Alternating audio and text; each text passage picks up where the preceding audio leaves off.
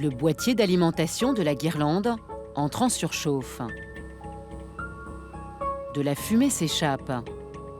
Quelques secondes plus tard, une étincelle déclenche un départ de feu qui peut conduire à l'embrasement du sapin de Noël.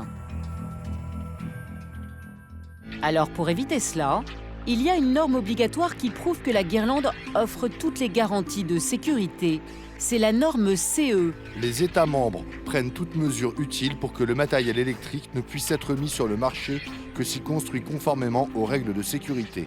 Seulement en Chine, où l'on fabrique 9 guirlandes sur 10, vous allez voir que cette norme est loin d'être respectée systématiquement. Elle va inspecter des guirlandes sur ce stand.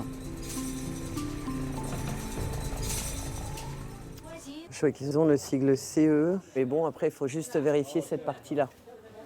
Valérie va se renseigner auprès de cette vendeuse. OK. Do you have norms? Vous avez le certificat CE? Vous avez le certificat CE? CE norms. Yeah. Non, non, je les ai Non. pas. C'est bien marqué CE sur le secteur, mais elle vient de me confirmer qu'ils n'avaient pas les normes. Comment ça se fait?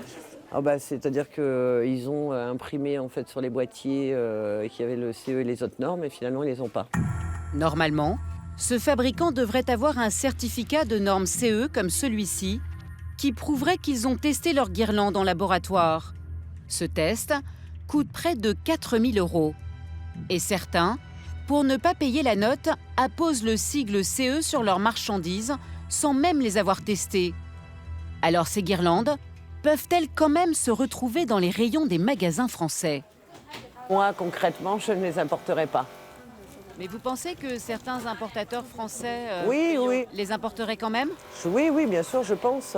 Le marché de Noël étant un marché tellement florissant et tellement important en Europe et en France, je pense que bien sûr, certaines personnes mal intentionnées, pour générer un peu plus d'argent, donc importent des guirlandes avec des faux certificats et des boîtiers en des faux boîtiers. Selon la dernière étude de la répression des fraudes, 16% des guirlandes électriques seraient non conformes et dangereuses. Et pourtant, il s'en vend chaque année des millions en France.